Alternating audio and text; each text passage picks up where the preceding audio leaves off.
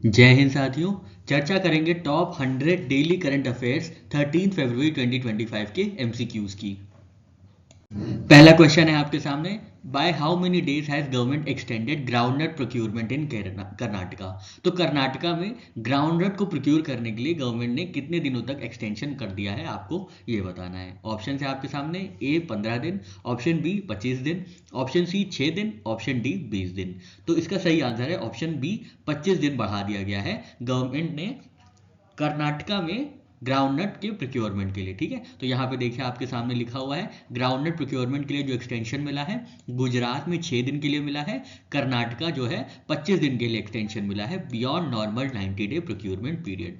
Soybean के लिए procurement कहाँ कहाँ पे दिया गया है, तो महाराष्ट्र में दिया गया है 24 दिन का प्रोक्योरमेंट एक्सटेंशन, और तेलंगाना में दिया गया है 15 दिन का प्रोक्योरमेंट एक्सटेंशन। किसके लिए, किस एग्रीकल्चरल कमोडिटी के लिए, तो सोयाबीन के लिए। तो ये आपको याद रखना है। नेक्स्ट क्वेश्चन आपसे पूछ रहा है, February 9 2025 तक कितना सोयाबीन प्रोक्योर कर लिया गया है under price stabilisation scheme for kharif 24-25। तो सोयाबीन को कितना प्रोक्योर कर लिया गया है प्राइस स्टेबलाइजेशन स्कीम के अंतर्गत खरीफ 2024-2025 के सीजन के लिए। Option A 15.73 LMT, option B 21.50 LMT, option C 19.9 lakh metric ton, या option D 18.25 lakh metric ton. तो इसका सही आंसर है option C, 19.99 lakh metric ton को प्रोक्योर कर लिया गया है। कौन सी एग्रीकल्चर कमोडिटी, तो सोयाबीन को प्रोक्योर कर लिया गया है। ठीक है, procurement of soybean under price stabilisation scheme for the kharif season 24-25। कहाँ कहाँ से प्रोक्योर किया गया है, छत्तीसगढ़ से, गुजरात से, कर्नाटका से, मध्य प्रदेश से, महाराष्ट्र से, राजस्थान से और तेलंगाना से। कितना, 19.99 लाख मीट्रिक टन प्रोक्योर कर लिया गया है, और इसमें 8.46 लाख मिला है 8.6 लाख फार्मर्स को ये लाभान्वित हुआ है, बेनिफिट हुआ है।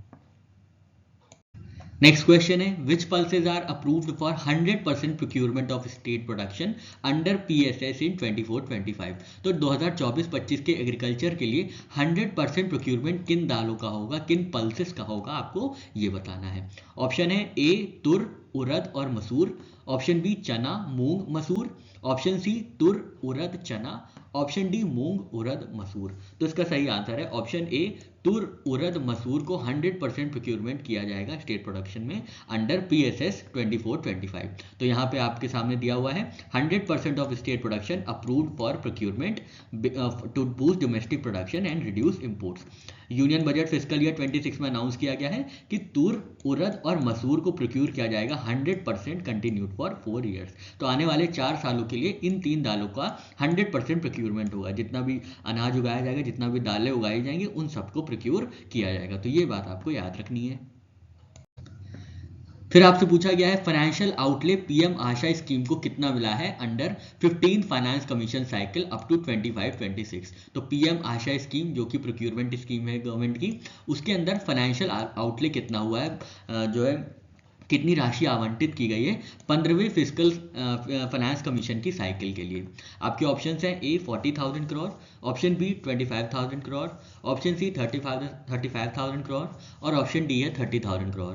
तो इसका सही आंसर है ऑप्शन सी, 35,000 करोड़ जो है PM आशा पे आवंटित किए गए हैं, ताकि क्या हो सके, ताकि अच्छे से प्रोक्योरमेंट हो सके for the fiscal commission finance commission cycle up to 25-26। तो ये बात आपको याद रखनी है। ठीक है, 35,000 करोड़ रुपए अप्रूव्ड हुए हैं अक्टूबर 2024 को for 15th finance commission cycle up to 25-26। ठीक है, प्रोक्योरमेंट क्या क्या होते हैं प्राइस स्टेबलाइजेशन स्कीम के अंतर्गत, तो pulses, oil seeds, copra procured at MSP from pre registered farmers via central nodal agencies. तो ये बात आपको याद रखनी है। PM आशा स्कीम की बात करें तो इसको लॉन्च किया गया था 2018 में, और इसकी नोडल मिनिस्ट्री है ministry of agriculture and farmer welfare. इसके अंतर्गत क्या होता है, इसके अंतर्गत जो भी एग्रीकल्चर कमोडिटी उगाई जाती हैं उनको प्रोक्योर किया जाता है। तो ये प्रोक्योरमेंट स्कीम है, आपको ये याद रखना है, 2018 में लॉन्च की गई थी। इसी के कंपोनेंट है PSS, PDPS, MIS और PSF। ठीक है, price stabilisation scheme, PDPS market intervention scheme, और PSF क्या है, PSF है प्राइस स्टेबलाइजेशन फंड। PDPS का क्या फुल फॉर्म है, आप हमको बताइए, हमको एकदम से भूल गया है, हमको याद नहीं आ रहा है। ठीक है, आप हमको बताइए PDPS का क्या फुल फॉर्म होगा। नेक्स्ट क्वेश्चन है, when was executive programme of cooperation between India and Oman signed? India और ओमान के बीच एग्जीक्यूटिव प्रोग्राम ऑफ कोऑपरेशन कब साइन किया गया था? ऑप्शन ए 12 फरवरी 2025, ऑप्शन बी 10 फरवरी 2025, ऑप्शन सी जनवरी 2025 और ऑप्शन डी फरवरी 5, 2025। तो इसका सही आंसर है ऑप्शन बी 10 फरवरी 2025 को इंडिया और ओमान के बीच executive programme of cooperation sign किया गया है नई दिल्ली में। याद रखना है आपको। इससे क्या होगा, कल्चरल और हिस्टोरिकल टाइज स्ट्रेंथन होंगी और एक्सचेंज किया जाएगा archival materials, expertise and technology. Next question है, what is the duration of executive programme of cooperation agreement between India and Oman? तो इंडिया और ओमान के बीच जो ईपीसी एग्रीमेंट साइन हुआ है उसका कार्यकाल क्या है, ड्यूरेशन क्या होगा, आपको ये बताना है।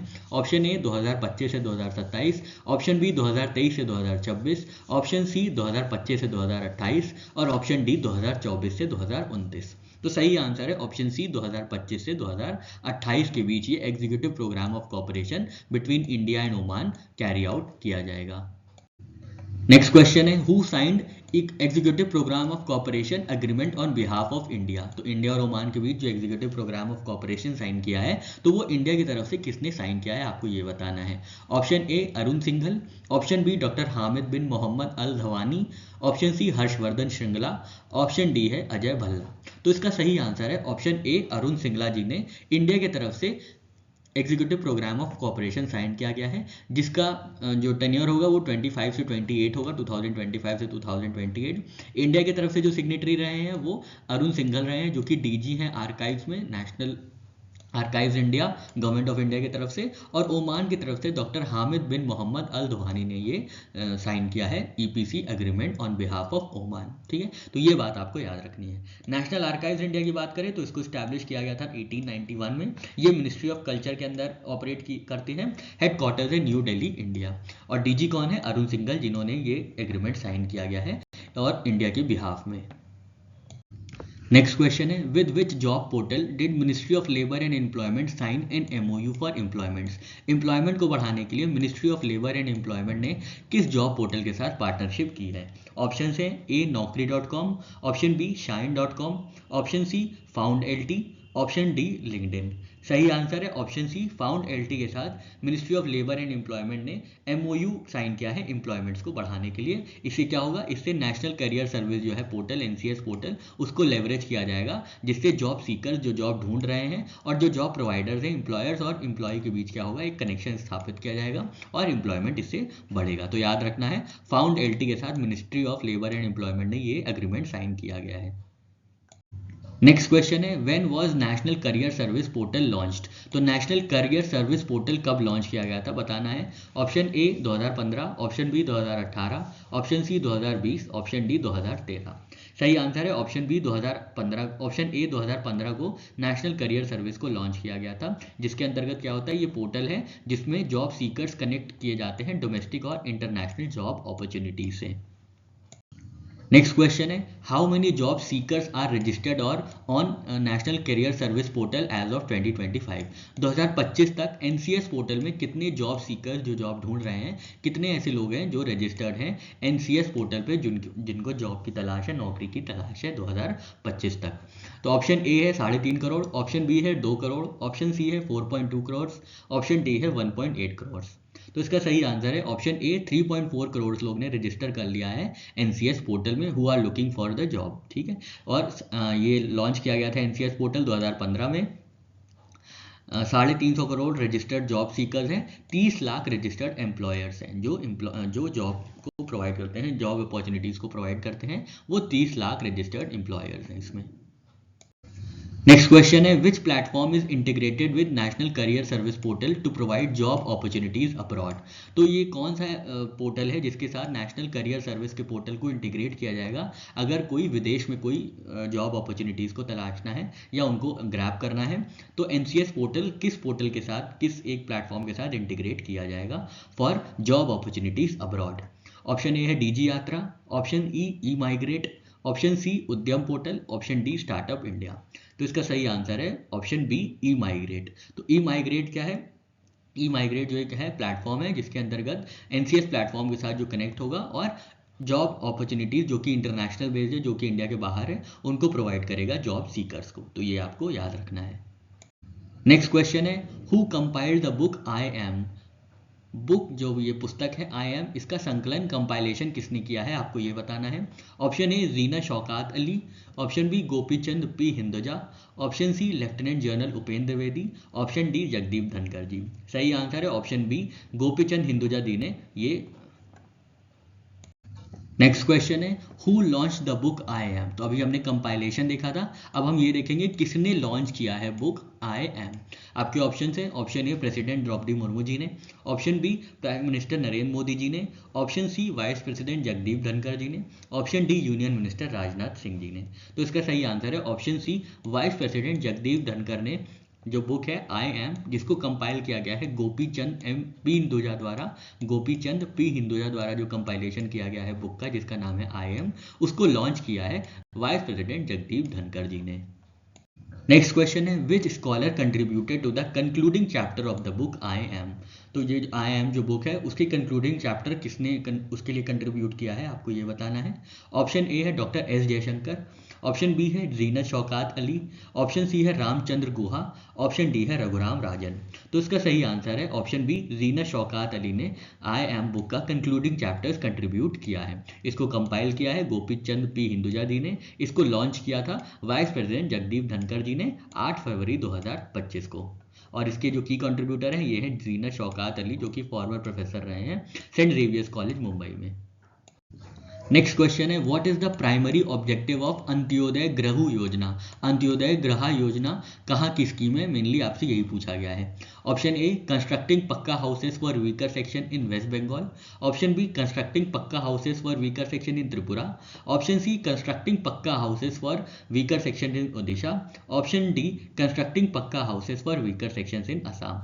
तो ये असम की स्कीम है या गोवा की ओडिशा की स्कीम है या त्रिपुरा की स्कीम है या वेस्ट बंगाल की स्कीम है। तो इसका सही आंसर है ऑप्शन सी, ये ओडिशा की स्कीम है। Constructing pucca houses for weaker section in Odisha is the primary objective of Antyodaya Griha योजना। अंत्योदय गृह योजना कहाँ की स्कीम है, तो ये ओडिशा की स्कीम है जिसके अंतर्गत पक्का हाउसेस प्रोवाइड किए जाएंगे किसको, इकोनॉमिकली वीकर सेक्शंस, ओडिशा के इकोनॉमिकली वीकर सेक्शंस के लोगों को ये पक्का घर प्रोवाइड किए जाएंगे। नेक्स्ट क्वेश्चन है what is the financial allocation for Antyodaya Griha योजना।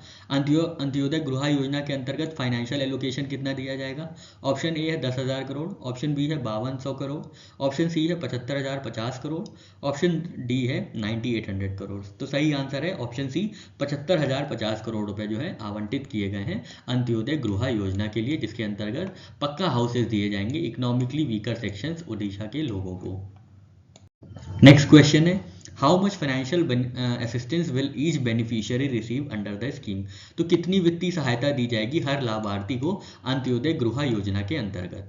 Option A 1.5 lakh, option B 1.2 lakh, option C 80,000, option D 2 lakh.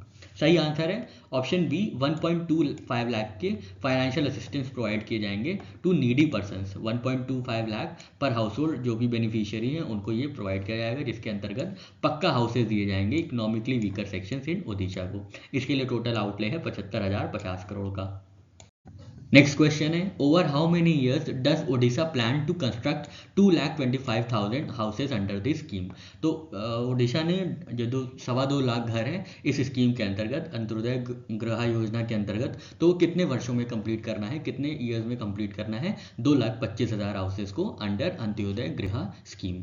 Option A 2 साल में, ऑप्शन बी 3 सालों में, ऑप्शन सी 5 सालों में और ऑप्शन डी 10 सालों में। तो इसका सही आंसर है ऑप्शन बी 3 सालों में 2,25,000 घर बनाए जाएंगे over next 3 years under Antyodaya Griha Yojana which aims to provide pucca houses to economically weaker sections in Odisha. ठीक है 75,050 करोड़ रुपए जो है 7,550 करोड़ रुपए फाइनेंशियल आउटले का है और जो असिस्टेंस मिलेगा पर बेनिफिशियरी वो होगा 1.25 लाख पर हाउस होल्ड।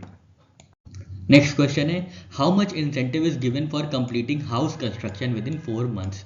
कितना इंसेंटिव दिया जा रहा है 4 महीने के अंदर हाउस को कंस्ट्रक्ट करने के लिए, घर को बनाने के लिए 4 महीनों के अंतर्गत कितना इंसेंटिव दिया जा रहा है अंत्योदय गृह योजना के अंदर, आपसे ये पूछा है। Option A 25,000, option B 15,000, option C 20,000, option D 10,000। सही आंसर है ऑप्शन सी 20,000 फाइनेंशियल असिस्टेंस दिया जा रहा है to construct house within 4 months.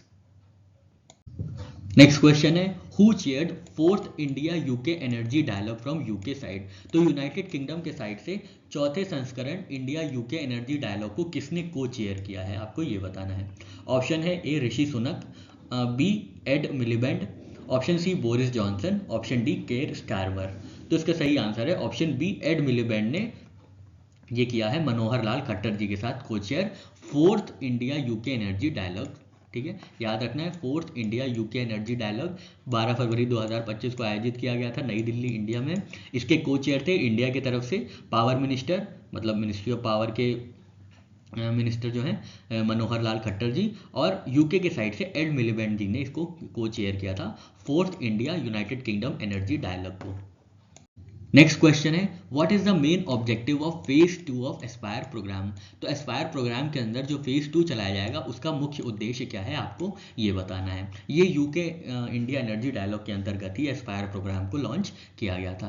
तो option A promote tourism between India and UK, option B provide technical support and for power supply and renewable energy initiative, option C develop space technology collaboration, option D strengthen defence partnership. तो इसका answer तो आसान है, option B provide technical support for power supply and renewable energy incentives. तो आपको याद रखना है एस्पायर फेज 2 का क्या ऑब्जेक्टिव है, provide technical support for round the clock power supply, expand renewable energy initiatives और बूस्ट करना industrial energy efficiency and decarbonisation. United Kingdom की बात करें तो प्राइम मिनिस्टर है केर स्टारमर, कैपिटल है लंदन, करेंसी है पाउंड स्टर्लिंग। ठीक है, और ये fourth India UK energy dialogue के अंदर ये एस्पायर फेज 2 लॉन्च किया गया है। नेक्स्ट क्वेश्चन है which new task force was announced at fourth India UK energy dialogue. तो चौथवें इंडिया यूके एनर्जी डायलॉग के दौरान कौन सा एक नया टास्क फोर्स स्टैब्लिश किया गया है, अनाउंस किया गया है, आपको ये बताना है। Option A UK India solar power task force, option B UK India energy efficiency committee, option C UK India offshore wind task force और option D UK India green hydrogen task force. तो इसका सही answer है option C UK India offshore wind task force जो है नया announce किया गया है, जिसको स्टैब्लिश किया जाएगा बिटवीन इंडिया एंड यूके, जो कि क्या करेगा ऑफशोर विंड इकोसिस्टम को डेवलप करेगा और सप्लाई चेन्स और फाइनेंशिंग मॉडल्स को भी अच्छे से स्टैब्लिश करेगा, डेवलप करेगा। ठीक है, तो आपको याद रखना है कि UK India offshore wind task force को स्टैब्लिश किया जाएगा। इसका अनाउंसमेंट हुआ था 12 फरवरी 2025 को, कौन से इवेंट में, fourth India UK energy dialogue के दौरान इसका अनाउंसमेंट किया गया था। नेक्स्ट क्वेश्चन है what is the expected year for fifth India UK energy dialogue. तो अभी हमने देखा fourth India UK energy dialogue चल रहा है, तो fifth India UK energy dialogue कब तक एक्सपेक्टेड है, कौन से ईयर में एक्सपेक्ट किया जाएगा कि होगा, आपको ये बताना है। ऑप्शन ए 2025 में ही, ऑप्शन बी 2026, ऑप्शन सी 2027 और ऑप्शन डी 2028। तो सही आंसर है ऑप्शन बी 2026, अगले साल जो है fifth India UK energy dialogue को एक्सपेक्ट किया जा रहा है। नेक्स्ट मीटिंग अब फिफ्थ यूके एनर्जी डायलॉग 2026 में आयोजित की जाएगी। नेक्स्ट क्वेश्चन है under which UK programme will power sector reforms continue. तो किस यूके प्रोग्राम के अंतर्गत पावर सेक्टर रिफॉर्म्स को कंटिन्यू रखा जाएगा, आपको ये बताना है। Option A UK pact, option B UK green, option C UK renew, option D UK power. तो इसका सही आंसर है ऑप्शन ए यूके पैक्ट। तो यूके पैक्ट के अंदर क्या होगा, कंटिन्यू किया जाएगा power sector reforms programme under UK pact. तो ये बात आपको याद रखनी है, ये अनाउंस किया गया था fourth India UK energy dialogue में, जिसको को चेयर किया था मनोहर लाल खट्टर जी ने भारत की तरफ से और एड मिलिबैंड ने यूनाइटेड किंगडम की तरफ से। इसको आयोजित किया गया था नई दिल्ली में 12 फरवरी 2025 में। माफ कीजिएगा, इसमें एस्पायर प्रोग्राम को फेज 2 को चलाया जाएगा, रन किया जाएगा, और इसमें अनाउंस किया गया है कि UK India offshore wind task force को भी स्टैब्लिश किया जाएगा। ठीक है, तो ये कुछ बातें थी की अनाउंसमेंट्स थे fourth India UK energy dialogue के। नेक्स्ट क्वेश्चन है what is the primary reason for introducing income tax bill 2025। Income tax bill 2025 को इंट्रोड्यूस करने का मेन क्या रीजन है, आपको ये बताना है। Option A to increase tax rates on corporate firms के टैक्स रेट्स को इंक्रीज करने के लिए। Option B simplify tax laws and remove outdated terminologies, tax laws को सिंप्लीफाई करना और जो भी आउटडेटेड टर्मिनोलॉजीज हैं उनको हटाना। Option C to introduce a new category of tax payers, option D replace GST with new taxation system. तो इसका सही आंसर है option B to simplify tax reforms to simplify tax laws and remove outdated terminologies. तो आपको याद रखना है 13 फरवरी 2025 को इनकम टैक्स बिल 2025 इंट्रोड्यूस किया गया है पार्लियामेंट में। किसने प्रेजेंट किया था? तो फाइनेंस मिनिस्टर निर्मला सीतारमन जी हैं, इन्होंने इंट्रोड्यूस किया था। ये किसको रिप्लेस करेगा? तो इनकम टैक्स एक्ट 1961 को रिप्लेस करेगा इनकम टैक्स बिल 2025, क्योंकि इनकम टैक्स एक्ट 1961 जो है काफ़ी ज़्यादा कॉम्प्लेक्स हो गया है due to multiple amendments over the years. इसका ऑब्जेक्टिव क्या रहेगा? इसका उद्देश्य रहेगा टैक्स लॉज को सिंप्लीफाई करना, जो आउटडेटेड टर्मिनोलॉजीज हैं उनको हटाना, क्लैरिटी को एनहांस करना, ईज ऑफ अंडरस्टैंड को बढ़ाना टैक्स पेयर्स के लिए, लिटिगेशन को कम करना, ताकि कैसे कम होगा? प्रोविजंस अगर क्लियर रहेंगे तो लिटिगेशन कम होंगे। साथ ही साथ मॉडर्न टैक्स कॉन्सेप्ट्स को इंटीग्रेट करना to align with global systems. तो ये कुछ बात थी इनकम टैक्स बिल 2025 की। नेक्स्ट क्वेश्चन है how many schedules are there in new income tax bill 2025। तो कितने नए स्केड्यूल्स हैं इनकम टैक्स बिल 2025 में, आपको बताना है। Option A 10, option B 12, option C 14, option D 16। तो सही आंसर है ऑप्शन डी 16 नए स्केड्यूल्स हैं इनकम टैक्स बिल 2025 में, ठीक है। और पहले में कितने थे? पहले इनकम टैक्स एक्ट में 14 स्केड्यूल्स थे जो कि बढ़ के आ गए हैं 16, ठीक है। 14 से बढ़ा के 16 कर दिया गया है, याद रखना है आपको। Number of schedules expanded from 14 to 16। How many sections does new income tax bill 2025 कंटेन। तो अब इनकम टैक्स बिल 2025 में कितने सेक्शंस हैं आपको ये बताना है। Option A 298, option B 436, option C 412, option D 621। सही आंसर है बी 536 सेक्शंस हैं और 16 स्केड्यूल्स हैं, अभी हमने देखा। तो सेक्शंस बढ़ के 298 थे पहले, बढ़ के अब 536 हो गए हैं, याद रखना है। नंबर ऑफ सेक्शंस जो हैं वो 298 से बढ़ के 536 हो गए हैं इनकम टैक्स बिल 2025 में। What major terminology change has been introduced in new bill। तो कौन सी बहुत ही मेजर टर्मिनोलॉजी चेंज हुई है नए इनकम टैक्स बिल 2025 में। ऑप्शन ए कह रहा है tax payer replaced with income contributor, option B assessment year and previous year replaced with tax year, option C tax return replaced with earnings declaration, option D merge with income tax act. तो इसका सही answer है option B assessment year और previous year को हटा के अब जो नई टर्मिनोलॉजी है वो टैक्स ईयर बोली जाएगी, ठीक है। तो टैक्स ईयर अब माना जाएगा। कौन कौन नया जो टर्मिनोलॉजी है वो टैक्स ईयर है, और कौन से रिप्लेस किए गए हैं कौन से टर्म्स? असेसमेंट ईयर और प्रीवियस ईयर, ठीक है। तो असेसमेंट ईयर और प्रीवियस ईयर को हटा के रिप्लेस करके टैक्स ईयर लगाया गया है। टैक्स ईयर का क्या मतलब है? Income earned in specific period will be tax with in the same tax year instead of separate assessment periods. तो जिस पीरियड में जो है इनकम अर्न हुई है उसी पीरियड में टैक्स लगाया जाएगा, ना कि जो कि सेपरेट असेसमेंट पीरियड्स होते हैं उनमें, ठीक है। जैसे मान लीजिए 1 अप्रैल से 31 मार्च तक फाइनेंशियल ईयर होता है, तो यही क्या होता है? यही असेसमेंट ईयर हो जाता है, ठीक है। यही असेसमेंट ईयर हो जाता है। अब क्या है, इसी के बीच माना जाएगा।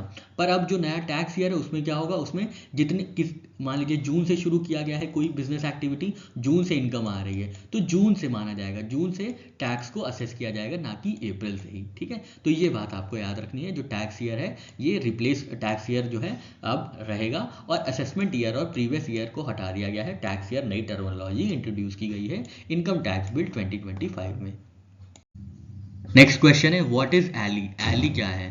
Option A real elephant rescued by PETA India, option B Asia's first life sized animatronic elephant, option C new elephant species discovered in Bengaluru, option D robotic pet of development for zoos. तो ठीक है, तो आपके सामने ये option थे। इसका सही आंसर है ऑप्शन बी एशिया का पहला लाइफ साइज्ड एनिमोट्रॉनिक एलिफेंट। एनिमोट्रॉनिक मतलब एनिमेटेड प्लस इलेक्ट्रॉनिक एलिफेंट, ठीक है। तो एशिया का पहला लाइफ साइज एनिमोट्रॉनिक एलिफेंट एली है इसका नाम। उसको कब लॉन्च किया गया है? 11 फरवरी 2025 को लॉन्च किया गया था। एशिया का पहला एनिमोट्रॉनिक एलिफेंट जो कि एनिमेटेड है और प्लस इलेक्ट्रॉनिक है और बच्चे इसके साथ काफ़ी खेल सकते हैं। तो ये एनिमोट्रॉनिक ह्यूज एलिफेंट है जिसका नाम है एली। नेक्स्ट क्वेश्चन है where was Ellie officially launched. और एली जो है एनिमोट्रॉनिक एलिफेंट जो कि एशिया का लाइफ साइज एनिमोट्रॉनिक एलिफेंट है, इसको कहाँ लॉन्च किया गया था? Option A Mumbai, option B Bengaluru, option C Hyderabad, option D Chennai. तो ये ऑप्शन बी बेंगलुरु में लॉन्च किया गया था। अभी हमने देखा 11 फरवरी 2025 को बेंगलुरु में ये लॉन्च किया गया था एशिया का पहला animatronic elephant Ellie. Next question है who provides Ellie's voice, Ellie को वॉइस कौन प्रोवाइड करता है? तो एनिमोट्रॉनिक है, एनिमल प्लस इलेक्ट्रॉनिक है, तो उसमें इलेक्ट्रॉनिक वॉइस कौन प्रोवाइड किया है आपको ये बताना है। Option A Aishwarya Rai, option B Priyanka Chopra, option C Dia Mirza, option D Kareena Kapoor. सही आंसर है ऑप्शन सी दिया मिर्जा। ठीक है, तो याद रखना है एनिमोट्रॉनिक जो एलिफेंट है एली, उसकी वॉइस किसने दी है? तो दिया मिर्जा ने दी है। इसको लॉन्च किया गया था बेंगलुरु इंडिया में 11 फरवरी 2025 को। नेक्स्ट क्वेश्चन है विच ऑर्गेनाइजेशन डेवलप्ड एली, किस ऑर्गेनाइजेशन ने एली को डेवलप किया है आपको ये बताना है। Option A world wildlife fund, option B animal welfare board of India, option C PETA India, option D national geological society. सही आंसर है ऑप्शन सी पीटा इंडिया ने एली को डेवलप किया है। ठीक है, तो याद रखना है पीटा इंडिया ने डेवलप किया है एली को, जो कि एशिया का पहला एनिमोट्रॉनिक एलिफेंट है, बेंगलुरु में लॉन्च किया है और इसको आवाज़ दी गई है, वॉइस दी गई है बाय दिया मिर्जा। कब लॉन्च किया था? 11 फरवरी 2025 को लॉन्च किया गया था। नेक्स्ट क्वेश्चन है which prestigious award did Tom Cruise receive from Aero Club de France, Aero Club de France की तरफ से टॉम क्रूज को कौन सा बेहद प्रेस्टिजियस अवार्ड से सम्मानित किया गया था। Option A legion of honour, option D grand medal, option C aviation excellence award, option D aeronautical bravery medal. सही आंसर है ऑप्शन बी ग्रैंड मेडल जो मिला है वो मिला है एरो क्लब डे फ्रांस की तरफ से टॉम क्रूज को for his contribution to avian history and inspiring future pilots. ठीक है, एविएशन हिस्ट्री और फ्यूचर पायलट्स को इंस्पायर करने के लिए टॉम क्रूज को ये अवार्ड दिया गया है एरो क्लब डे फ्रांस की तरफ से। अवार्ड का नाम है ग्रैंड मेडल। नेक्स्ट क्वेश्चन है who presented grand medal to Tom Cruise, तो ग्रैंड मेडल जो टॉम को दिया गया है, टॉम क्रूज को सम्मानित किया गया है जिससे वो ये पुरस्कार इन्होंने टॉम क्रूज को किसने दिया है। Option A Jean Pierre Genet, option B Catherine Monneray, option C Francois Hollande, option D Christopher McCoyer. तो इसका सही आंसर है ऑप्शन बी कैथरीन मोनॉयर ने ये अवार्ड प्रेजेंट किया है एरो क्लब डे फ्रांस की तरफ से ग्रैंड मेडल किसको? टॉम क्रूज को। तो याद रखना है कैथरीन मोनॉयर ने, जो कि प्रेसिडेंट है एरो क्लब डे फ्रांस के, उन्होंने ग्रैंड मेडल से सम्मानित किया है टॉम क्रूज को। नेक्स्ट क्वेश्चन है which two companies have partnered to establish a centre of excellence for UAV development, UAV development के लिए किन दो कंपनियों ने पार्टनरशिप की है सेंटर ऑफ एक्सीलेंस एस्टैब्लिश करने के लिए। कौन से सेंटर ऑफ एक्सीलेंस एस्टैब्लिश करने के लिए? तो अनमैन्ड एरियल व्हीकल्स के डेवलपमेंट के लिए सेंटर ऑफ एक्सीलेंस एस्टैब्लिश किया जाना है। तो वो कौन सी दो कंपनीज है जिन्होंने इस चीज़ के लिए सेंटर ऑफ एक्सीलेंस के लिए पार्टनरशिप की है। Option A Tata Elxsi and Garuda aerospace, option B HAL and ISRO, HAL मतलब Hindustan aeronautics limited, option C DRDO and Adani defence, option D Mahindra aerospace and Bharat electronics. तो इसका सही आंसर है ऑप्शन ए टाटा एलेक्सी और गरुण एयर स्पेस ने centre of excellence को establish करने के लिए पार्टनरशिप की है। किसके लिए? यूएवी डेवलपमेंट के लिए। ठीक है, establishing a centre of excellence for UAV design engineering and certification. कौन कौन पार्टनरशिप किया है? टाटा एलेक्सी और गरुण एरोस्पेस।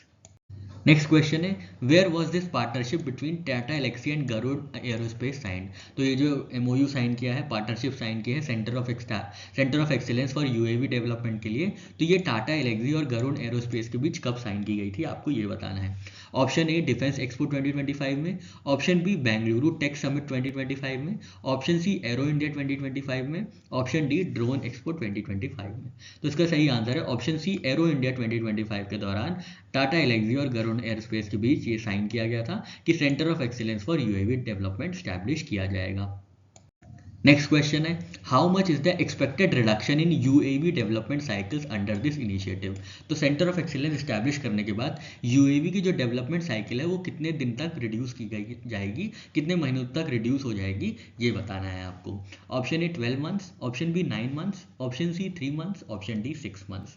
सही आंसर है ऑप्शन डी 6 मंथ्स। तो 6 महीने से पहले ही क्या होगा, यूएवी डेवलपमेंट हो जाएगा। यूएवी डेवलपमेंट साइकिल मतलब क्या है, हर एक यूएवी को बनाने के लिए 6 महीना आप कम लगेगा। तो ये मानना है एक्सपेक्टेड रिडक्शन है यूएवी डेवलपमेंट साइकिल का।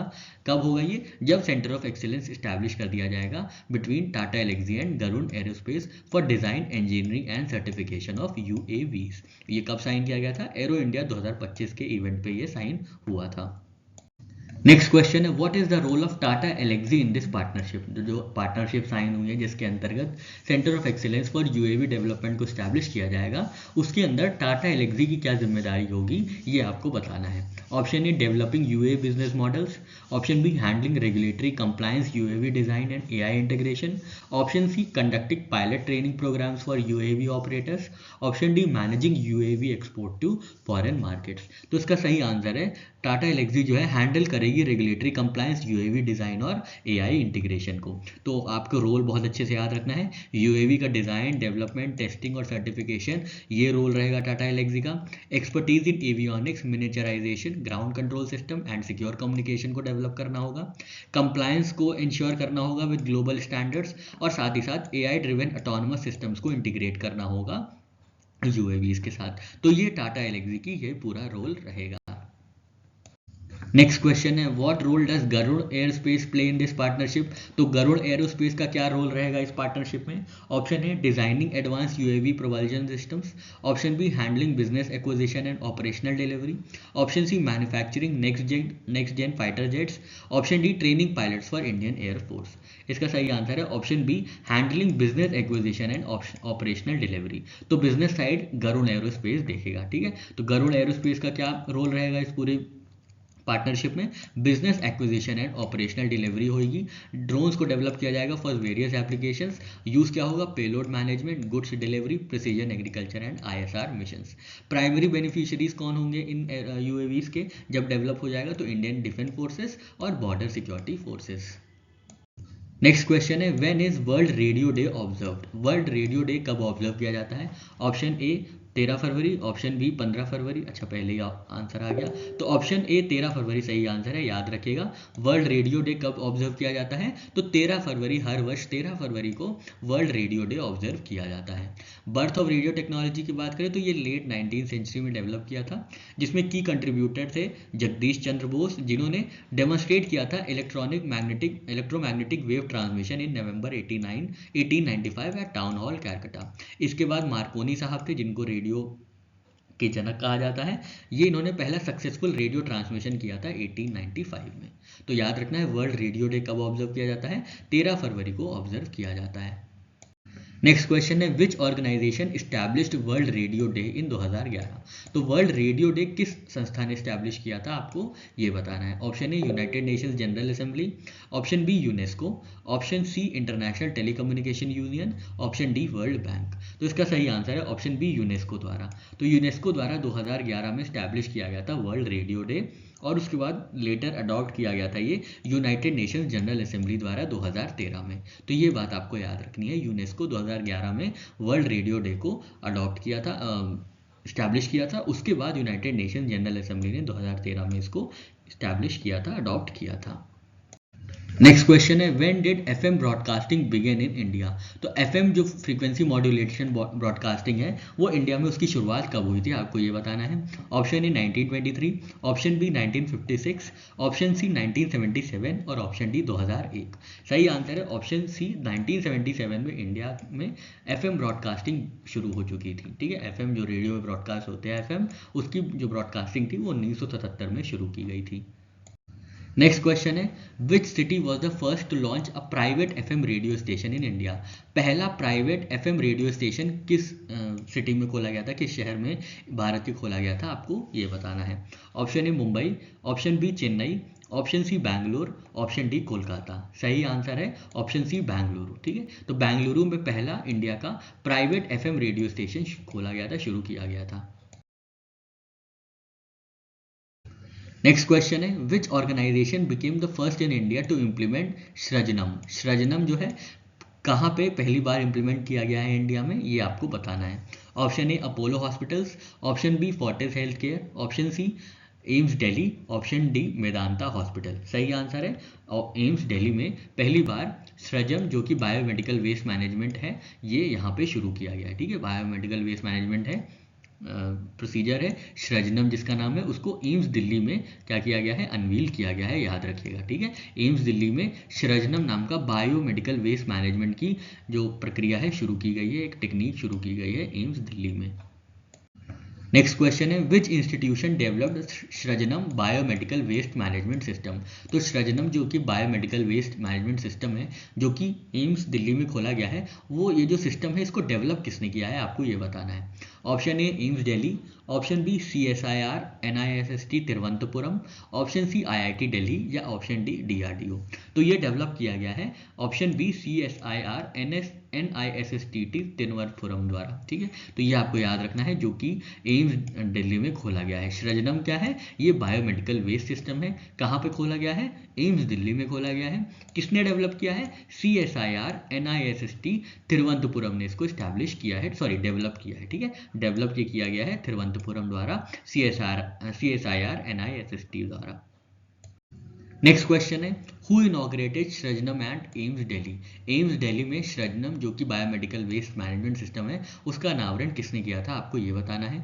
Option A doctor Mansukh Mandaviya, option B doctor Harshvardhan, option C doctor Jitendra Singh, option D doctor Randeep Guleria. इसका सही आंसर है option C doctor Jitendra Singh ने सृजनम का एम्स दिल्ली में उद्घाटन किया था। नेक्स्ट क्वेश्चन है on which date was Srijanam launched at AIIMS Delhi. तो एम्स दिल्ली में किस तारीख को सृजनम जो कि बायोमेडिकल वेस्ट सिस्टम है लॉन्च किया गया था। ऑप्शन ए 13 फरवरी 2025, ऑप्शन बी 10 फरवरी 2025, ऑप्शन सी 1 मार्च 2025 को लॉन्च किया जाएगा या ऑप्शन डी जनवरी 26 2025 को लॉन्च किया जा चुका है। सही आंसर है ऑप्शन बी फरवरी 10 2025 को लॉन्च किया जाएगा, लॉन्च किया गया था सृजनम एम्स दिल्ली में। कहा किसने किया था, डॉक्टर जितेंद्र सिंह जी ने ये किया था। इसका पर्पस क्या है, इको फ्रेंडली और कॉस्ट इफेक्टिव अल्टरनेटिव है किस चीज के लिए, बायोमेडिकल वेस्ट डिस्पोजल मेथड्स के लिए। नेक्स्ट क्वेश्चन है what is the daily waste processing capacity of Srijanam. तो सृजनम की डेली वेस्ट प्रोसेसिंग कैपेसिटी कितनी है आपको ये बताना है। Option A 50 kg, option B 20 kg, option C 10 kg, option D 500 kg। तो सही आंसर है option C 10 kg which is scalable to 400 kg। ठीक है, तो ये बहुत इंपॉर्टेंट फिगर है, याद रखिएगा। सृजनम जो कि बायोमेडिकल वेस्ट सिस्टम है वो हर दिन प्रतिदिन 10 किलो तक की जो डेली वेस्ट है बायोमेडिकल वेस्ट है उसको प्रोसेस कर सकता है, उसको क्या कर सकता है, उसकी जो भी हानिकारक चीज़ें हार्मफुल चीज़ें उनको डिग्रेड कर सकता है। ठीक है, तो आपको ये याद रखना है 10 किलो, और इसको स्केलेबल किया जा सकता है 400 किलो तक। ठीक है, स्केलेबल किया जा सकता है 400 किलो तक, ये आपको याद रखना है। ये क्या है, ऑटोमेटेड वेस्ट न्यूट्रलाइजेशन है, ये इसके यूनिक फीचर्स। सृजनम के ऑर्डर कंट्रोल टेक्नोलॉजी है जिसमें भी फ्रेग्रेंस बेस्ड मैकेनिज्म यूज होता है। स्केलेबल कैपेसिटी है, कैन प्रोसेस 10 kg डेली, expandable to 400 kg per day. Next question है which hazardous waste materials can Srijanam neutralise. तो कौन से वो हजार्डस वेस्ट हैं जो कि सृजनम बायोमेडिकल वेस्ट सिस्टम है ये न्यूट्रलाइज कर सकता है। बहुत ईजी है, आप बता लेंगे। Option A plastic bottles, option B electronic waste, option C blood urine sputum and lab disposals, option D metal waste. तो सही आंसर है बायोमेडिकल वेस्ट कौन कौन से हैं, तो ब्लड है, यूरिन है, स्प्यूटम है, लैब डिस्पोजल्स है।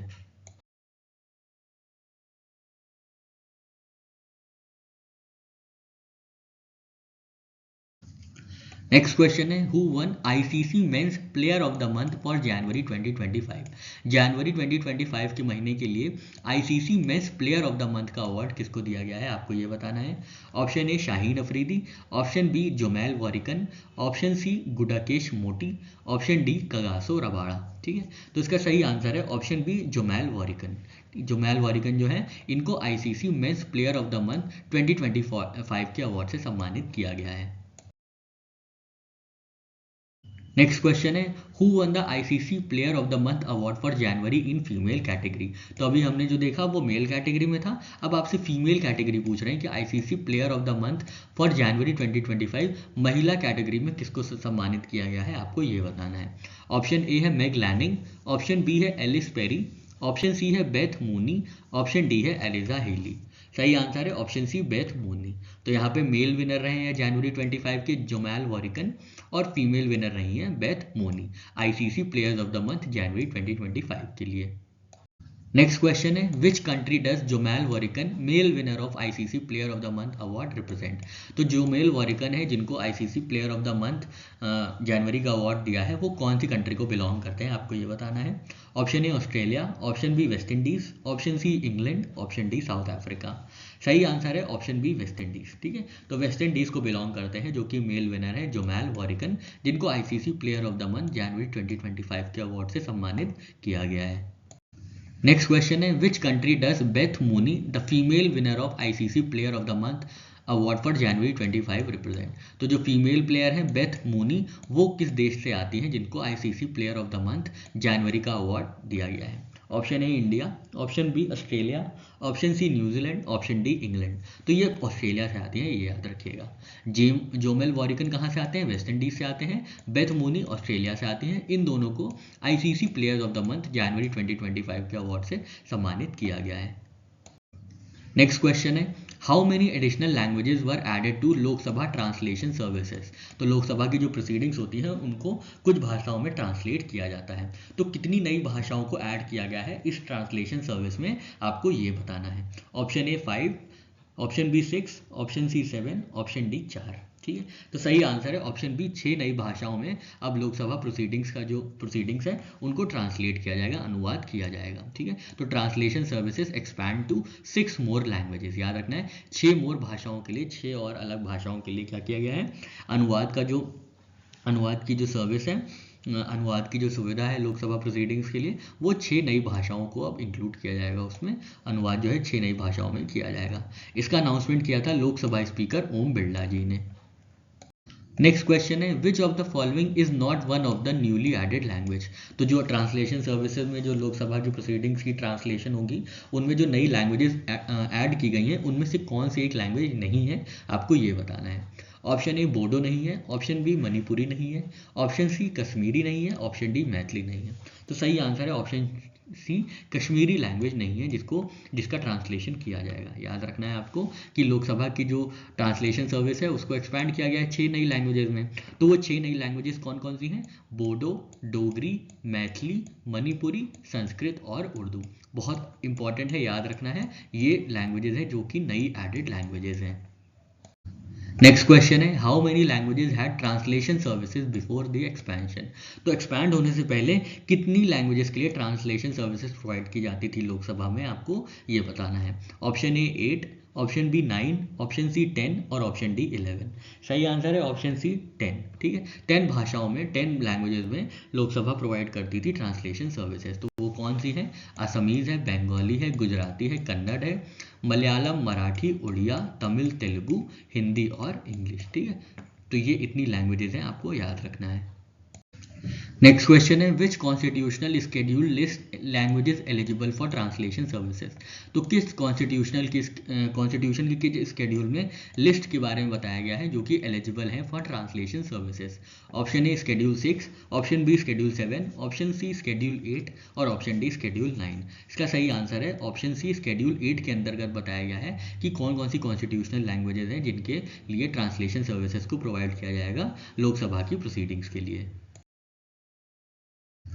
नेक्स्ट क्वेश्चन है where will be global AI summit be hosted. तो अगला ग्लोबल एआई समिट कहाँ पे होस्ट किया जाएगा, आपको ये बताना है। Option A Paris, option B New Delhi, option C Tokyo, option D London. सही आंसर है ऑप्शन बी नई दिल्ली। तो प्रधानमंत्री मोदी जी ने इसका अनाउंसमेंट किया है कि India will be hosting next global AI summit. तो ग्लोबल एआई समिट जो अगला होगा वो इंडिया में होस्ट किया जाएगा, आपको याद रखना है। नेक्स्ट क्वेश्चन है who co chair the AI action summit in Paris. AI action summit जो पेरिस में हो रहा है उसमें को चेयर कौन रहे हैं, आपको ये बताना है।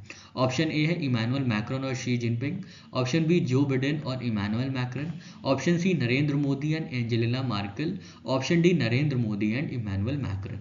सही आंसर है option D Narendra Modi and Emmanuel Macron जो है को चेयर कर रहे हैं AI action summit in Paris. ठीक है, एआई एक्शन समिट जो पेरिस में हो रहा है उसके को चेयर्स हैं, 2 लोग को चेयर्स हैं, इंडिया और फ्रांस। इंडिया की तरफ से प्रधानमंत्री मोदी जी गए और फ्रेंच प्रेसिडेंट इमैनुअल मैक्रोन जो है को चेयरशिप होल्ड किए हैं ग्लोबल एआई समिट की, जो कि पेरिस में आयोजित किया जा रहा है। नेक्स्ट क्वेश्चन है व्हाट की initiatives did PM Modi welcome eight summit. तो पीएम मोदी ने कौन से एक नए इनिशिएटिव का वेलकम किया है इस एआई समिट में, एआई एक्शन समिट में। आपके ऑप्शन है AI foundation and council for sustainable AI, option B AI research council and innovation task force, option C global AI network and AI ethics council, option D AI partnership and global AI forum. तो इसका सही answer है option A, AI foundation and council for sustainable AI को लेकर प्रधानमंत्री मोदी जी ने इसको, इस जो इनिशिएटिव है इसको वेलकम किया है और बताया है कि ये कैसे एआई डिफ्यूजन में काम करेगा। और साथ ही साथ इंडिया के एआई डेवलपमेंट के बारे में भी चर्चा की गई है, जो कि डेवलप कर रहा है its own large language model for its linguistic and cultural diversity. Next question है what was the main venue of AI action summit. तो एआई एक्शन समिट का मेन वेन्यू क्या था, आपको ये बताना है। Option A Eiffel tower, option B the White House, option C Grand Palais Paris, option C the Louvre museum. सही answer है option C, Grand Palais Paris में जो है ये लोकेशन थी एआई एक्शन समिट की, जिसको होस्ट किया गया था फ्रांस द्वारा और जिसके को चेयर थे इंडिया और फ्रांस। नेक्स्ट क्वेश्चन है what does MITRA stand for. MITRA का फुल फॉर्म क्या है, आपको ये बताना है। Option A mutual fund investment tracing and retrieval assistant, option B mutual investment tracing and retrieval assistance, option C mutual fund investment tracking and reporting agency, option D mutual fund investment transference and registration assistance. तो सही answer है option B, mutual fund investment tracing and retrieval assistance. याद रखना है मित्र का full form क्या है, mutual fund investment tracing and retrieval assistant. Next question है हु मैनेजेस मित्र प्लेटफॉर्म। तो मित्र प्लेटफॉर्म जो है ये कौन मैनेज करता है, आपको ये बताना है। SEBI and AMFI option A, option B CAMS and KFI and technologies, option C SEBI and MF central and option D KFI and technologies and AMCs. सही आंसर है ऑप्शन बी, सीएएमएस और केएफआई एंड टेक्नोलॉजीज जो है मित्र, जो कि platform है mutual fund investment tracing and retrieval assessment, ये manage करते हैं। कौन कौन सी companies, CAMS, computer age management services and KFI and technologies. इसके फीचर्स क्या है, ये सर्चेबल डेटाबेस है for portfolios with no investor initiated transactions for 10 years. तो म्यूचुअल फंड को ट्रैक करने के लिए, उनकी जो म्यूचुअल फंड में इन्वेस्टमेंट है उसको ट्रेस करने के लिए और रिट्रीव करने के लिए मित्र नाम का प्लेटफॉर्म लॉन्च किया गया है। और ये किसने लॉन्च किया है, तो सेबी ने लॉन्च किया है, याद रखिएगा। मैनेज कौन कर रहा है, कैम्स और KFI and technologies. Next question है how long must there be no investor initiated transaction for a folio to be considered inactive. कौन से फोलियो को इनएक्टिव कंसिडर किया जाएगा अगर कोई भी इन्वेस्टर इनिशिएटेड ट्रांजैक्शन नहीं होता है। कितने दिनों तक कोई भी अगर इन्वेस्टर इनिशिएटेड ट्रांजैक्शन नहीं होता है तो उस फोलियो को, उस म्यूचुअल फंड को इनएक्टिव माना जाएगा। ऑप्शन ए 1 साल, ऑप्शन बी 5 साल, ऑप्शन सी 10 साल, ऑप्शन डी 15 साल। तो सही आंसर है ऑप्शन सी 10 साल। तो 10 साल तक अगर कोई भी इन्वेस्टर इनिशिएटेड ट्रांजैक्शन नहीं होता है तो उस म्यूचुअल फंड को, उस पोर्टफोलियो को क्या माना जाएगा, इनएक्टिव माना जाएगा। ये बात आपको याद रखनी है। नेक्स्ट क्वेश्चन है आईसीसी चैंपियंस ट्रॉफी 2025 में कब से कब तक खेली जाएगी। ऑप्शन ए फरवरी 10 से मार्च 5 2025 तक, ऑप्शन बी फरवरी 19 से मार्च 9 2025 तक, ऑप्शन सी मार्च 1 से मार्च 2025 तक, ऑप्शन डी जनवरी 25 से फरवरी 10 2025 तक। तो सही आंसर है ऑप्शन बी, 19 फरवरी से 9 मार्च 2025 तक चैंपियंस ट्रॉफी खेली जाएगी। कहाँ पे, पाकिस्तान और दुबई में खेली जाएगी। याद रखना है फरवरी 19 से मार्च 9 2025 तक आईसीसी चैंपियंस ट्रॉफी खेली जाएगी। नेक्स्ट क्वेश्चन है who has been named as one of the ambassadors for ICC champions Trophy 2025। तो इनमें से किसको आईसीसी चैंपियंस ट्रॉफी का एम्बेसडर बनाया गया है, आपको ये बताना है। Option A Virat Kohli, option B MS Dhoni, option C Rohit Sharma, option D Shikhar Dhawan. तो सही आंसर है ऑप्शन डी शिखर धवन जी को। ठीक है, तो शिखर धवन जी को क्या बनाया गया है, इवेंट एम्बेसडर बनाया गया है आईसीसी चैंपियंस ट्रॉफी 2025 का। नेक्स्ट क्वेश्चन है which former Australian cricketer is also an ambassador for ICC champions Trophy 2025। तो वो कौन से ऑस्ट्रेलिया के भूतपूर्व खिलाड़ी हैं जो कि आईसीसी चैंपियंस ट्रॉफी के एम्बेसडर के पद पर नियुक्त किए गए हैं। Option A Ricky Ponting, option B Shane Watson, option C Michael Clarke, option D Glenn McGrath. तो इसका सही आंसर है ऑप्शन बी, शेन वॉटसन को भी अपॉइंट किया गया है एज एम्बेसडर्स। तो और कौन कौन से एम्बेसडर्स हैं देख लेते हैं। सरफराज अहमद पाकिस्तान की तरफ से, शेन वॉटसन जो कि फॉर्मर ऑस्ट्रेलियन ऑलराउंडर हैं, और टिम साउदी जो कि न्यूजीलैंड के फास्ट बॉलर हैं, ये सब भी अपॉइंट किए गए हैं as ambassadors to ICC champions Trophy 2025 Shikhar Dhawan के साथ। ठीक है, तो ये 4 लोग का नाम आपको याद रखना है। नेक्स्ट क्वेश्चन है, what is the primary focus of research lab establish through partnership between IIT DM Kanchipuram and ERNet India. तो रिसर्च लैब जो इस्टेब्लिश की गई है IIT DM कांचीपुरम और ERNet इंडिया द्वारा, उसका प्राइमरी फोकस क्या है आपको ये बताना है। Option A data analytics, option B cloud computing, option C internet of things functionality validation, option D artificial intelligence. तो सही आंसर है option C internet of things functionality validation के लिए IIT DM कांचीपुरम और ERNet इंडिया के बीच partnership sign की गई है। इसके अंतर्गत रिसर्च और डेवलपमेंट किया जाएगा इंटरनेट ऑफ थिंग्स की फंक्शनैलिटी में और उसके वैलिडेशन में। ठीक है, तो ये बात आपको याद रखनी है। कोलैबोरेटिंग इंस्टीट्यूशंस हैं IIT DM कांचीपुरम और ERNet इंडिया। नेक्स्ट क्वेश्चन है, what did president Donald Trump criticise about paper straws in his executive order. तो आपको पता होगा यूनाइटेड स्टेट्स के प्रेसिडेंट है डोनाल्ड ट्रंप, इन्होंने पेपर स्ट्रॉज पे बैन लगा दिया है और प्लास्टिक स्ट्रॉज को यूज में लाने की बात की है। ठीक है, तो इनका रीजन क्या था कि पेपर स्ट्रॉज क्यों नहीं यूज किए जाएंगे और प्लास्टिक स्ट्रॉज को क्यों वापस लाया जाएगा, ये आपको बताना है। Option A they are harmful to environment, option B they are expensive and not cost effective, option C they break and explode when used, option D they are manufactured और डिफिकल्ट। सही आंसर है option C they break and explode when used. तो Trump ने restate किया है, वापस ले आया है plastic straws by signing an executive order. तो ट्रंप साहब ने क्या किया है, इन्होंने पेपर स्ट्रॉज को, जो कागज के स्ट्रॉज होते हैं, उसको क्या किया, उसको बैन लगा दिया है और प्लास्टिक के स्ट्रॉज को फिर से यूज करने की बात कही है, क्योंकि पेपर स्ट्रॉज क्या है, ये इनइफेक्टिव है, ये टूट जाते हैं और एक्सप्लोड हो जाते हैं, इसलिए इनको क्या किया गया है, इसलिए इनको हटा के प्लास्टिक स्ट्रॉज लाने की बात कही गई है। नेक्स्ट क्वेश्चन है, what policy did Trump sign in 2020 related to plastic waste. तो प्लास्टिक वेस्ट से संबंधित डोनाल्ड ट्रंप ने 2020 में कौन सी एक पॉलिसी साइन की गई थी, आपको ये बताना है।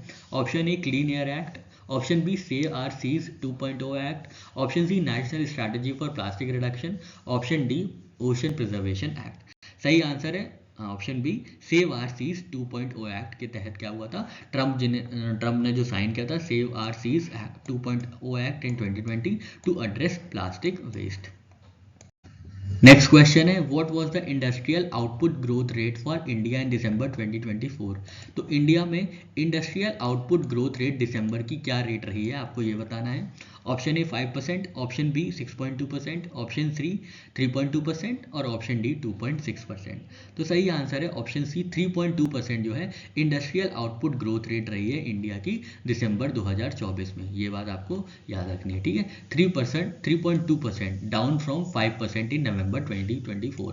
तो नवंबर 2024 में इंडिया की जो इंडस्ट्रियल आउटपुट ग्रोथ रेट थी वो 5% थी और अब वो कम होकर गिर गई है 3.2% पे। इंडस्ट्रियल ग्रोथ में कौन सा सेक्टर था जो कि स्ट्रॉन्गेस्ट ग्रोथ विटनेस किया था दिसंबर 2024 में। Which sector saw strongest growth in December 2024। आपके ऑप्शन है A manufacturing, B mining, C electricity generation, option D capital goods. सही आंसर है ऑप्शन सी इलेक्ट्रिसिटी जनरेशन। ठीक है, तो यहाँ पे अभी हम लोग ने इंडस्ट्रियल आउटपुट ग्रोथ देखा 3.2% था, जो कि घट के 5% से घट के हुआ है 3.2%। इलेक्ट्रिसिटी जनरेशन की जो ग्रोथ है वो 6.2% ही, हायर देन 1.2% ग्रोथ इन दिसंबर 2023। तो ये बात आपको याद रखनी है। ठीक है, इलेक्ट्रिसिटी जनरेशन की जो ग्रोथ थी वो 6.2% की दर से बढ़ी थी। नेक्स्ट क्वेश्चन है, what was the manufacturing sector's growth rate in December 24। तो दिसंबर 24 में मैन्युफैक्चरिंग सेक्टर की क्या ग्रोथ रेट रही थी, आपको ये बताना है। Option A 3%, option B 4.6%, option C 5%, option D 6.2%। सही आंसर है ऑप्शन ए 3%। ठीक है, 3% ग्रोथ रही है मैन्युफैक्चरिंग सेक्टर की। ठीक है, इलेक्ट्रिसिटी की 6.2%, मैन्युफैक्चरिंग की 3% जो कि स्लोअर है देन 4.6 ग्रोथ इन दिसंबर 2023। तो दिसंबर 2023 में मैन्युफैक्चरिंग की जो ग्रोथ थी वो 4.6 थी, जो कि घट के दिसंबर 2024 में 3% हो गई थी। नेक्स्ट क्वेश्चन है what is India's projected overall economic growth for fiscal year 24-25। Fiscal year 24-25 के लिए इंडिया की प्रोजेक्टेड इकोनॉमिक ग्रोथ कितनी है आपको ये बताना है। Option A 5%, option B 4%, option B C 6.4%, option D 7.2%। सही आंसर है ऑप्शन सी 6.4% प्रोजेक्ट किया गया है इंडिया की इकोनॉमिक ग्रोथ। ठीक है, projected at 6.4, the slowest in 4 years, ये भी याद रखिएगा। ठीक है, ओवरऑल इकोनॉमिक ग्रोथ कितनी प्रोजेक्ट की गई है 6.4%, which is slowest in 4 years. Next question है नेशनल प्रोडक्टिविटी डे कब ऑब्जर्व किया जाता है एनुअली इंडिया में। ठीक है, ऑप्शन है 12 फरवरी, ऑप्शन बी 14 फरवरी, ऑप्शन सी 13 फरवरी, ऑप्शन डी 11 फरवरी। सही आंसर है ऑप्शन ए 12 फरवरी को। ठीक है, तो नेशनल प्रोडक्टिविटी डे हर वर्ष 12 फरवरी को ऑब्जर्व किया जाता है। नेक्स्ट क्वेश्चन है what is the theme of national productivity day in 2025। National productivity day की थीम क्या है 2025 की। Option A maximising efficiency for sustainable growth, option B boosting productivity through innovation, option C from ideas to impact, protecting intellectual property for competitive startups, option D enhancing productivity across industries। सही answer है option C from ideas to impact, protecting intellectual property from competitive startups। तो ये इस बार की theme है National productivity day की, जिसको हर साल ऑब्जर्व किया जाता है 12 फरवरी को, और थीम थी from ideas to impact, protecting intellectual property for competitive startups. कौन ऑर्गेनाइज करता है National Productivity Council. Next question है which organisation is responsible for organising National productivity Day. तो ये भी हमने देखा नेशनल प्रोडक्टिविटी काउंसिल जो है ये ऑर्गेनाइज करती है क्या ऑर्गेनाइज करती है नेशनल प्रोडक्टिविटी डे, हर साल ऑब्जर्व करती है National productivity day. National Productivity council की बात करें तो इसको स्टैब्लिश किया गया था 12 फरवरी 1958 को under societies registration act of 1960। ये फंक्शन करती है as autonomous organisation promoting India's productivity culture. Next question है what was one of the stand out gifts presented to French president Emmanuel Macron by PM Modi. तो PM Modi ji द्वारा French president Emmanuel मैक्रन को कौन सा एक गिफ्ट प्रेजेंट किया गया था आपको ये बताना है। Option A golden sculpture of dancer, option B Dhokra artwork depicting musicians, option C silk shawl from Kashmir, option D a carved ivory box. तो इसका सही आंसर है option B Dhokra artwork depicting museums. तो आपको याद रखना है कि प्रधानमंत्री मोदी जी फ्रांस की विजिट पे हैं, क्योंकि वहाँ पे एआई एक्शन समिट वो को चेयर करेंगे इमानुअल मैक्रन जी के साथ। तो वहाँ पहुँचते ही इन्होंने फ्रेंच प्रेसिडेंट इमानुअल मैक्रन को तोहफे दिए थे, जिसमें से एक तोहफा था डोकरा आर्टवर्क फॉर प्रेसिडेंट मैक्रन। ठीक है, तो ये यूनिक आर्टवर्क है जो सिंबलाइज करता है इंडिया की tribal heritage and music traditions, highlighting craftsmanship and culture. तो ये बात आपको याद रखनी है कि डोकरा आर्टवर्क डिपिक्टिंग म्यूजियम के तौर पे प्रेजेंट दिया गया था इमानुअल मैक्रन को पीएम मोदी जी द्वारा। नेक्स्ट क्वेश्चन है what is the origin of Dokra art. तो डोकरा आर्ट कहाँ पे बनाई जाती है, कहाँ पे प्रैक्टिस किया जाता है आपको ये बताना है। Option A Gujarat, option B Rajasthan, option C Chhattisgarh, option D Uttar Pradesh. सही आंसर है ऑप्शन सी छत्तीसगढ़।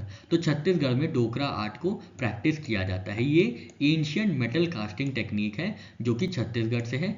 क्या यूज़ किया जाता है, कौन सी टेक्निक, तो लो वैक्स कास्टिंग मेथड यूज़ किया जाता है, often depicting musicians animals and deities. ठीक है, तो ये आपको डोकरा आर्ट के लिए बहुत इंपॉर्टेंट है, याद रखना है। Which state in India is known for its exquisite metalwork as seen in silver mirror gift। तो सिल्वर मिरर गिफ्ट में जो एक मेटल का काम हुआ है वो किस प्रदेश से बहुत मशहूर है आपको ये बताना है। Option A Maharashtra, option C Gujarat, option C Rajasthan, option D Uttar Pradesh. तो सही आंसर है राजस्थान। ठीक है, राजस्थान का जो सिल्वर मिरर गिफ्ट है ये काफ़ी ज़्यादा प्रोमिनेंट है और काफ़ी ज़्यादा एक्सक्विजिट है, जो कि प्रेजेंट किया गया था प्राइम मिनिस्टर मोदी जी द्वारा। तो ये बात आपको याद रखनी है। नेक्स्ट क्वेश्चन है who is the current governor of Reserve Bank of India. तो बहुत आसान है, option A Urjit Patel, option B Shaktikanta Das, option C Y V Reddy, option D Sanjay Malhotra. तो करेंट गवर्नर जो आरबीआई के हैं ये संजय मल्होत्रा जी हैं, जिन्होंने सक्सीड किया है शक्तिकांता दास जी को दिसंबर 2024 में। याद रखिएगा संजय मल्होत्रा जी नए आरबीआई के गवर्नर अपॉइंट किए गए हैं दिसंबर 2024 में, और इन्होंने सक्सीड किया है, इन्होंने जगह ली है शक्तिकांता दास जी की। नेक्स्ट क्वेश्चन है what is the design of new 50 rupee bank notes under Mahatma Gandhi series. तो महात्मा गांधी सीरीज के अंदर जो डिजाइन है 50 के नोट की, उसमें क्या नया है आपको ये बताना है। Option A only the signature of governor Malhotra, option B a new portrait of Mahatma Gandhi, option C same design with updated security features, option D no changes from the previous design. तो इसका सही आंसर है option C same design with updated security features. तो क्या हुआ है, RBI issue करेगा नए 50 के नोट जिसमें संजय मल्होत्रा जी का सिग्नेचर होगा। तो आपको याद रखना है 50 रुपए की नई नोट पे क्या होगा, आरबीआई इशू करेगा जिसके अंदर संजय मल्होत्रा जी की सिग्नेचर होगी। ठीक है, और ये इसके जो डिजाइन होगी ये न्यू 50 रुपीज नोट्स की, इसमें क्या है, design remains unchanged under Mahatma Gandhi new series with Mahatma Gandhi portrait on front and cultural motifs on the reverse. ठीक है, जो पुरानी नोटें हैं 50 की पुरानी नोटें हैं उनको वो भी वैलिड रहेंगे, ऐसा नहीं है कि वो वैलिड नहीं रहेंगे। ठीक है, and it will continue to be act as legal tender, तो लीगल टेंडर के तौर पे काम करेंगी। ठीक है, तो रीजन क्या है सिग्नेचर अपडेट का, तो ये रूटीन प्रोसीजर है, जैसे ही कोई नया गवर्नर चार्ज लेता है आरबीआई का तो 50 रुपए की नोट को चलाया जाता है। ठीक है, while ensuring continuity in currency circulation. Next question है what year did RBI introduce 50 rupee notes with Urjit Patel signature. तो अगर आपको उर्जित पटेल साहब का टेन्योर पता होगा तो आपको पता होगा कि 50 की नोट उनके समय में कब चलाई गई थी। Option A 2004, option B 2016, option C 2020, option D 2012।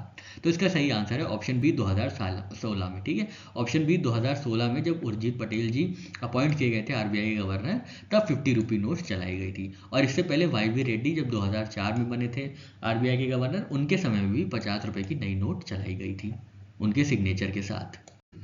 Next question है which state launch her Khet Swasth Khet campaign to enhance soil health and promote sustainable farming practices. तो किस स्टेट ने लॉन्च किया है हर खेत स्वस्थ खेत कैंपेन जिससे सॉइल हेल्थ और सस्टेनेबल फार्मिंग प्रैक्टिसेस प्रमोट हो सके। Option A Punjab, option B Uttar Pradesh, option C Haryana, option D Rajasthan. सही आंसर है ऑप्शन सी हरियाणा। ठीक है, हरियाणा ने लॉन्च किया है हर खेत स्वस्थ खेत कैंपेन, इससे सॉइल हेल्थ और सस्टेनेबल फार्मिंग को प्रमोट किया जाएगा। नेक्स्ट क्वेश्चन है how many soil samples have been collected under Har Khet Swasth Khet campaign.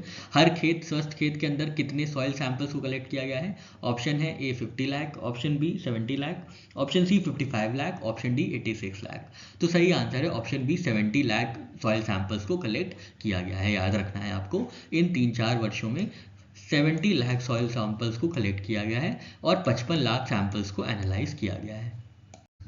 Next question है how many soil health cards have been issued under Har Khet Swasth Khet campaign. तो हर खेत स्वस्थ खेत कैंपेन के अंदर कितने सॉइल हेल्थ कार्ड्स इशू कर दिए गए हैं आपको ये बताना है। Option A 55 lakh, option B 70 lakh, option C 86 lakh, option D 3640। Option C 86 lakh is the right answer. ठीक है, तो ये आपको याद रखना है कि हर खेत स्वस्थ खेत जो कि हरियाणा का इनिशिएटिव है सॉइल हेल्थ और सस्टेनेबल फार्मिंग को प्रमोट करने के लिए, उसके अंदर 70 लाख सॉइल सैंपल्स को कलेक्ट किया गया था और 86 lakh soil health cards issue किए गए हैं। नेक्स्ट क्वेश्चन है what is the main purpose of celebrating national women's day in India. National women's day किस चीज़ के लिए मनाया जाता है, क्या मेन पर्पस है, मुख्य उद्देश्य है नेशनल वुमेन्स डे ऑब्जर्व करने का इंडिया में। Option A to honor Sarojini Naidu's birth anniversary and her contributions to freedom, literature and women rights. Option B to celebrate contributions of all Indian women to literature.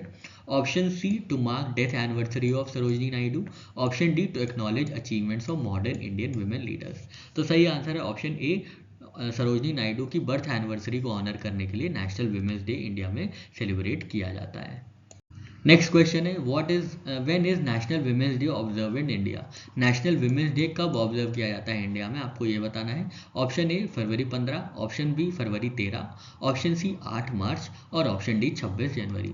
सही answer है option B 13 फरवरी को national women's day observe किया जाता है क्योंकि इसी दिन क्या हुआ था 13 फरवरी 1879 को सरोजनी नायडू जी का जन्म हुआ था। तो उनकी बर्थ एनिवर्सरी को सेलिब्रेट करने के लिए ऑब्जर्व करने के लिए 13 फरवरी को इंडिया में नेशनल वुमेन्स डे ऑब्जर्व किया जाता है। नेक्स्ट क्वेश्चन है when did Sarojini Naidu become first women governor of an Indian state. Sarojini Naidu ने कब गवर्नरशिप का जो पोजीशन है संभाली थी किसी भी इंडियन स्टेट की? Option A 1925, option B 1947, option C 1950, option D 1930। तो सही आंसर है ऑप्शन बी 1947 में। ठीक है, तो सरोजनी नायडू जो है पहली विमेन गवर्नर बनी थी इंडियन स्टेट की। आपको वो स्टेट का नाम बताना है कि कौन सी वो स्टेट थी जहाँ पे गवर्नर के पद पे अपॉइंट किया गया था सरोजनी नायडू जी को। तो ये 1947 में हुआ था। ये पहली विमेन प्रेसिडेंट थी इंडियन नेशनल कांग्रेस की 1925 में, पहली विमेन गवर्नर थी ऑफ एन इंडियन स्टेट 1947, और ये पहली इंडियन वुमेन थी जिन्होंने ब्रिटिश पार्लियामेंट को एड्रेस किया था। पहली इंडियन वुमेन थी to lead a delegation to South Africa in 1929। Birth date जरूर याद रखिएगा, 13 फरवरी 1879। नेक्स्ट क्वेश्चन है, why did Romanian president Klaus Iohannis resign in February 2025? तो रोमेनियन प्रेसिडेंट क्लॉस लोहानिस ने रिजाइन कर दिया है, आपको बताना है क्यों रिजाइन किया है। Option A due to pressure from NATO and European Union, option B avoid impeachment proceedings over annulment of 24 elections, option C to avoid clashes with political opposition leaders, option D to focus on improving Romania's foreign relations. तो सही answer है impeachment proceedings को avoid करने के लिए Romanian president Klaus लोहानिस ने resign किया है 2025 में। नेक्स्ट क्वेश्चन है, who took over as interim president of Romania after Iohannis' resignation? तो लोहानी के रेजिग्नेशन के बाद रोमेनिया के इंटरिम प्रेसिडेंट कौन बनाए गए हैं, आपको ये बताना है। Option A Elena Lasconi, option B Calin Georgescu, option C Ilie Bolojan, option D Victor Ponta. तो सही आंसर है ऑप्शन सी इली बोलाजन जो है इंटरिम प्रेसिडेंट बनाए गए हैं रोमेनिया के। ये बात आपको याद रखनी है, इलिया बोलाजन जो है ये इंटरिम प्रेसिडेंट होंगे after resignation of Romanian president Klaus Iohannis. Next question है, when is International Darwin Day celebrated annually?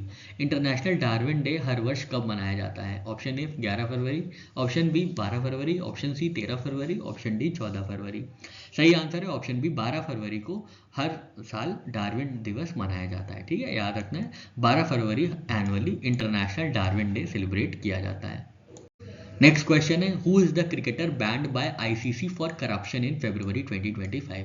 तो आईसीसी ने किस क्रिकेटर को बैन किया है करप्शन के मामले में फरवरी 2025 में? Option A Shohely Akhter, option B Sana Mir, option C Ellyse Perry या option D Mithali Raj. Option A Shohely Akhter सही आंसर है। तो आईसीसी ने शोले अख्तर को बैन कर दिया है फॉर करप्शन। ठीक है, तो Shohely Akhter becomes first women cricketer banned by ICC for corruption. तो ये बात आपको याद रखनी है। नेक्स्ट क्वेश्चन है, from which country does Shohely Akhter belong? Shohely Akhter जिनको अभी हाल में करप्शन के लिए आईसीसी ने बैन किया है वो किस कंट्री से आती हैं? Option A India, option B Bangladesh, option C Pakistan, option D Sri Lanka. सही आंसर है बांग्लादेशी खिलाड़ी हैं शोले अख्तर जिनको बैन किया गया है आईसीसी की तरफ से करप्शन चार्जेस के अंदर। ठीक है, और ये पहली विमेन क्रिकेटर है जिनको बैन किया गया है। नेक्स्ट क्वेश्चन है, what is the duration of Sholay Akhtar bans from cricket? तो शोले अख्तर को करप्शन के चार्जेस के लिए कितने दिन के लिए बैन किया गया है टूर्नामेंट से, आपको ये बताना है। कितने क्रिकेट से मतलब कितने दिन के लिए बैन किया गया है? Option A 1 year, option B 2 years, option C 5 years, option D 10 years. तो 5 सालों के लिए निलंबित कर लिया गया है बांग्लादेश के शोले अख्तर को, जो कि फीमेल क्रिकेटर है। इनको करप्शन के चार्जेस पे ये बैन की पनिशमेंट प्रोवाइड दी गई है। ठीक है, नेक्स्ट क्वेश्चन है, for which event did Shohely Akhter attempt to fix matches?